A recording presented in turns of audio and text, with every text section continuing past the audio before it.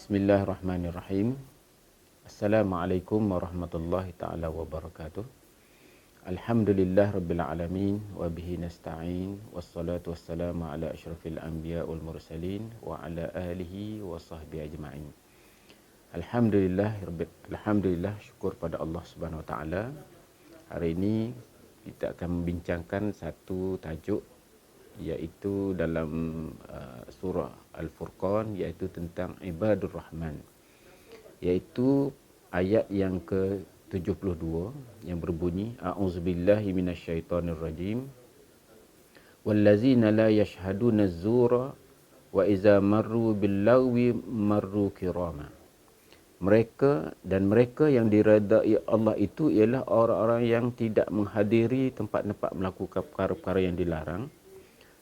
Dan apabila mereka bertembung dengan sesuatu yang sia-sia, mereka melalui dengan secara membersihkan diri daripadanya. Itu yang disebut dalam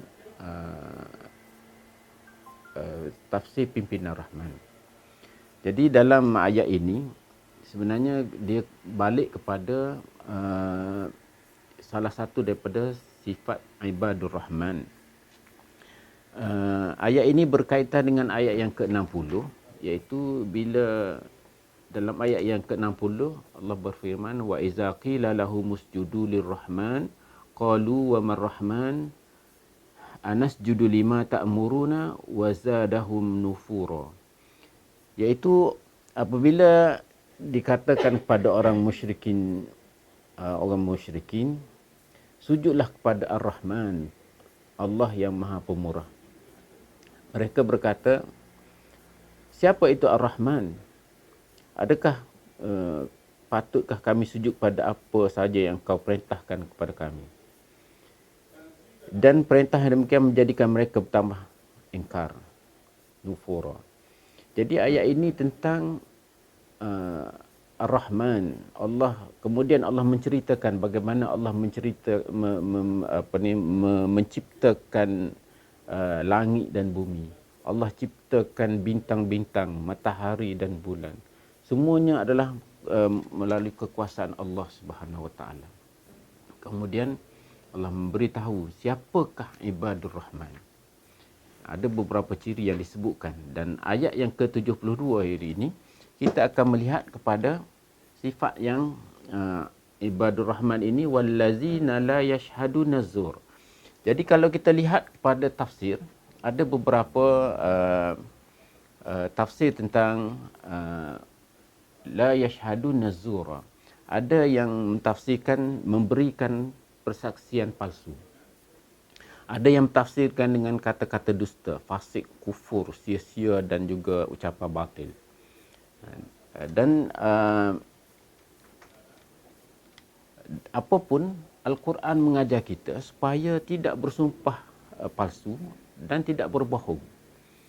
Ibadur Rahman, hamba yang dikasihi oleh Allah yang Maha Penyayang ini, tidak akan berbohong kerana dia tahu Allah Subhanahu Wa Taala Maha mengetahui apa sahaja, sama ada yang zahir ataupun yang batin. Allah tahu semua perkara.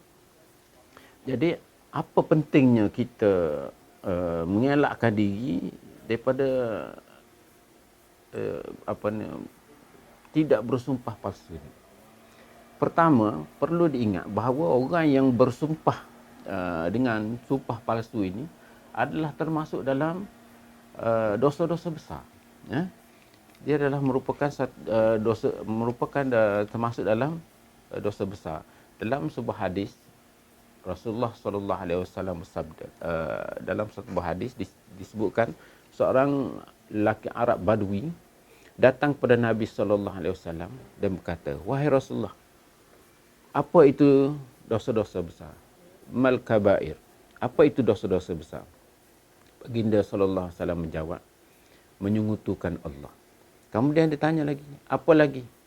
Baginda menjawab, derhaka kepada ibu bapa. Kemudian ditanya lagi, kemudian apa? Baginda menjawab, al-yaminul ghamus, sumpah dusta secara sengaja. Kemudian baginda menjawab, yang menjadikan dia mengambil harta orang Muslim yang lain. Jadi ini al-yaminul ghamus ini iaitu bersumpah sumpah palsu ini suatu perkara yang sangat dilarang dalam Islam. Dan merupakan salah satu daripada perkara-perkara yang salah satu daripada dosa-dosa besar. Dan sekiranya melakukan perbuatan tersebut haruslah mesti wajib bertaubat daripadanya. Dan juga sumpah palsu ni, kenapa seorang ibadur rahman ini perlu kenapa kita perlu elak daripada ibadur rahman ni, perlu mengelak diri daripada melakukan perbuatan sumpah palsu, berbohong ini, kerana ianya merupakan punca kepada kejahatan dan kemaksiatan. Kenapa dikatakan punca kemaksiatan?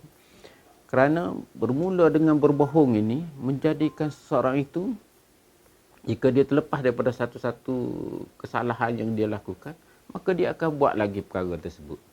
Dan perkara ini akan berterusan. Ya? Dia juga boleh menyebabkan dia merampas hak orang yang sepatutnya bukan hak dia. Dia menipu, mencuri harta bukan milik dia. Dan apabila dia berjaya melakukannya, dia akan berterusan. Bayangkan dalam masyarakat, manusia yang penuh dengan kebohongan ini, maka masyarakat pasti akan rosak, porak-poranda.